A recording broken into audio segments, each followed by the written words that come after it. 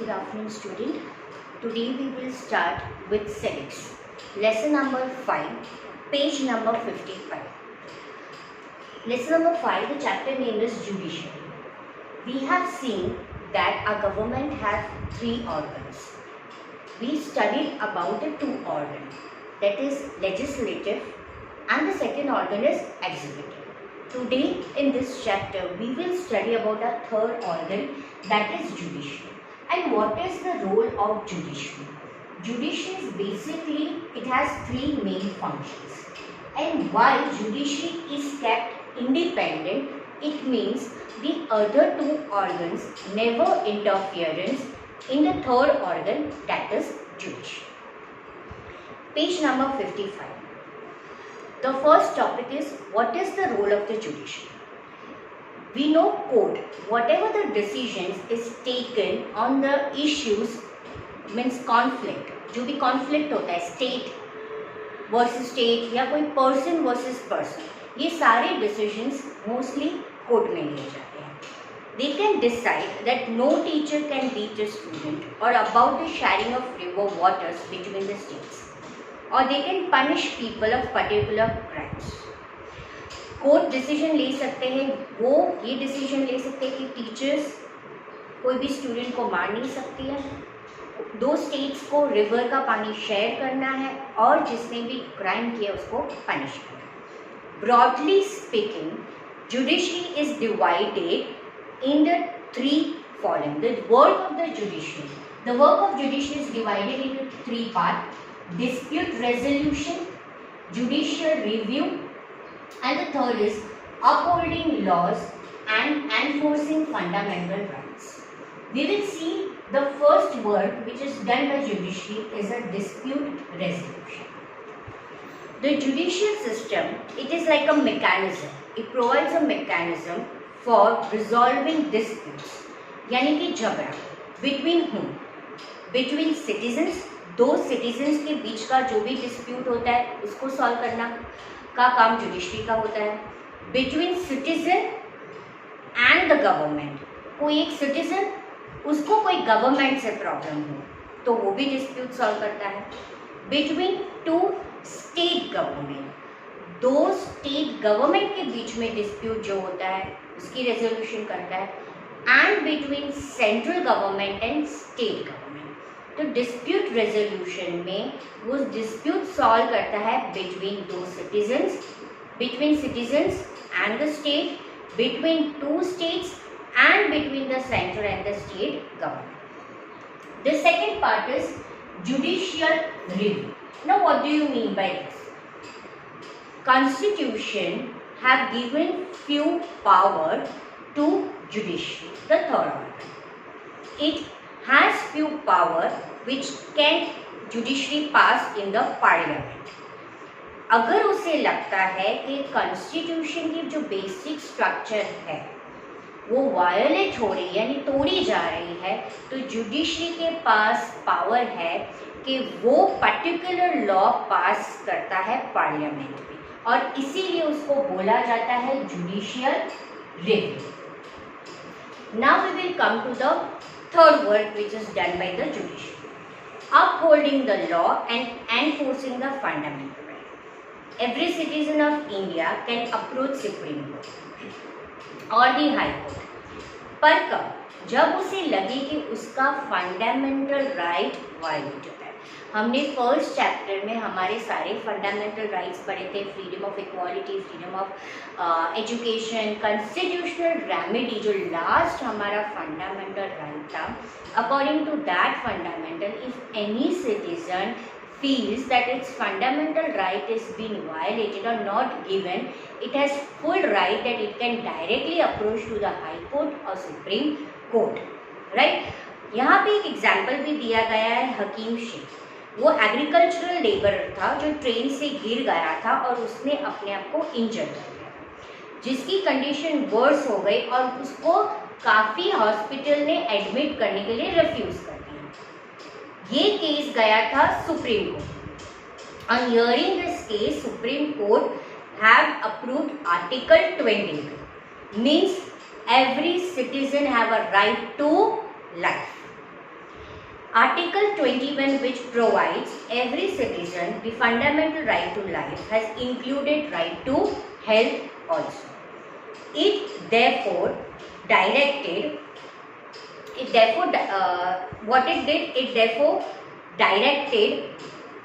the West Bengal government to pay him compensation. यानी कि ये सिटीजन वर्सेस किसके बीच में हुआ था? स्टेट के बीच में हुआ था।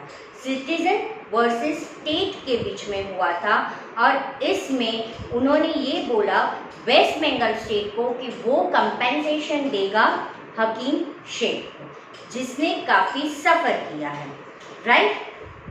सो this type of article 21, that is fundamental right to life and right to health, is passed by court.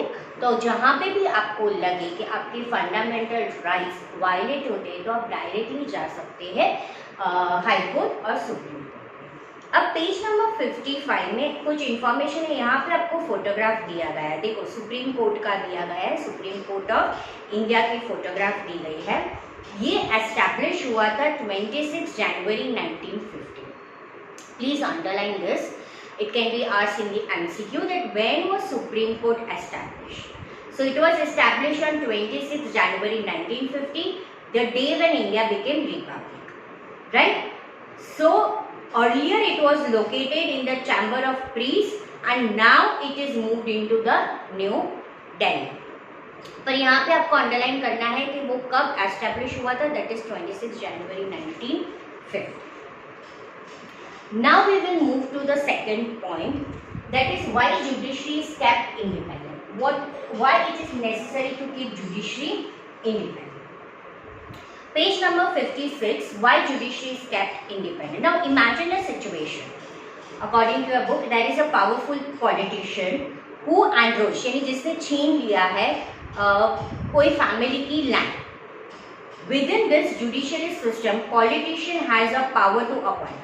अब पॉलिटिशियन के पास पावर है, पॉलिटिशियन है वो कौन से ऑर्गन का, एग्जीक्यूटिव ऑर्गन का रिप्रेजेंटेटिव है, राइट. तो वो सेकेंड ऑर्गन में से बिलोंग होता है पॉलिटिशियन. उसके पास पूरा पावर है कि वो जज को अपॉइंट भी कर सकता है और जज को डिसमिस भी कर सकता है. तो अगर जज का सारा पावर पॉलिटिशियन के पास है तो वो क्या होगा, वो जज को बोल के बोलेगा कि आप ये केस मेरे फेवर में सुनाओ और इस तरह से डिस्क्रिमिनेशन हो सकता है. The control that politician holds over the जज does not allow for the जज टू टेक इंडिपेंडेंट डिसीजन, जिसकी वजह से जज इंडिपेंडेंट डिसीजन नहीं ले पाएगा. This lack of independence would force, वो जज फोर्सफुली सारे जजमेंट किसके फेवर में सुनाएगा, पॉलिटिशियन के फेवर में सुनाएगा. क्योंकि पॉलिटिशियन के पास क्या पावर है, जज को अपॉइंट भी करना और जज को डिसमिस भी करना. Although we even often hear of rich and powerful people in India, they try to influence, वो जुडिशरी प्रोसेस को इन्फ्लुएंस करने की कोशिश करते हैं. And that is why the third organ of judiciary is kept independent. यानी कि बाकी के जो दो ऑर्गन है, लेजिस्लेटिव, एग्जीक्यूटिव, कोई भी पावरफुल रिच पर्सन हो कंट्री का, वो जुडिशरी को इन्फ्लुएंस नहीं कर सकता है. On aspect of this independent is a separation of power, और इसीलिए सबको अलग अलग पावर दिया गया है. हर एक ऑर्गन को क्या दिया गया है, सेपरेशन ऑफ पावर. ये हमारा सेकेंड की फीचर है of the constitution. What this means here कि जितने भी गवर्नमेंट के ब्रांचेस हैं, लेजिस्लेटिव, एग्जीक्यूटिव, वो जुडिशरी के वर्क में इंटरफेरेंस नहीं कर सकते हैं.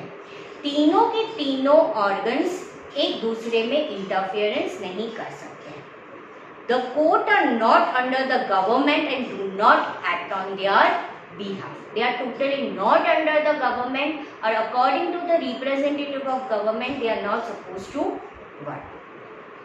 For the above separation to work well, it is very necessary that judge in the High Court as well as Supreme Court they appointed with very little interference, और इसीलिए जो जज होते हैं हाई कोर्ट और सुप्रीम कोर्ट के, वो किसी भी के इंटरफियरेंस के बगैर अपॉइंट होते हैं। वंस दे आर अपॉइंटेड, वो इट्स बीन वेरी डिफिकल्ट कि आप उन्हें रिमूव कर सकते हो।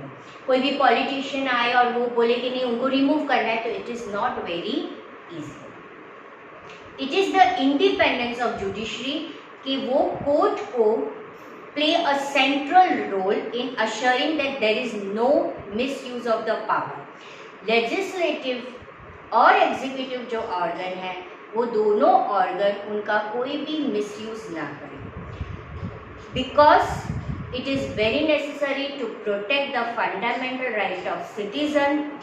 कोई भी अप्रोच नहीं कर सकता है कोर्ट में और कोई भी फंडामेंटल राइट को वायलेट नहीं कर सकता है। Clear? So that is the reason judiciary is kept independent, कि दोनों ही जो ऑर्गन है वो ऑर्गन जुडिशरी को इन्फ्लुएंस नहीं कर सकते हैं। जुडिशरी में जो जज होते हैं वो किसी के भी फेवर में जजमेंट ना सुनाए, वो इंडिपेंडेंटली जजमेंट ले सकते। Now what is the structure of the court of India? India का जो स्ट्रक्चर है वो 3 लेवल में बना हुआ है। Page number 57। There are 3 different level of court in a country. 3 level. There are several court. जो सबसे नीचे लोअर लेवल में है उसमें काफ़ी छोटे छोटे लेवल होते हैं, तालुका, लोकल लेवल, राइट। और सबसे टॉप मोस्ट में होता है अपेक्स लेवल। कोर्ट मोस्टली जो हम पीपल्स इनिशियल यानी कि स्टार्टिंग में इंटरैक्ट करते हैं वो डिस्ट्रिक्ट कोर्ट होता है या सबऑर्डिनेट कोर्ट होता है, राइट। फिर वो डायरेक्टली जाके तहसील लेवल में जाते हैं। हर एक स्टेट अलग अलग डिस्ट्रिक्ट में डिवाइड होता है, हर एक का एक डिस्ट्रिक्ट जज होता है। हर एक स्टेट के पास हाई कोर्ट होता है और हाई कोर्ट के ऊपर सुप्रीम कोर्ट होता है जो न्यू दिल्ली में है। It is presided by chief justice of India.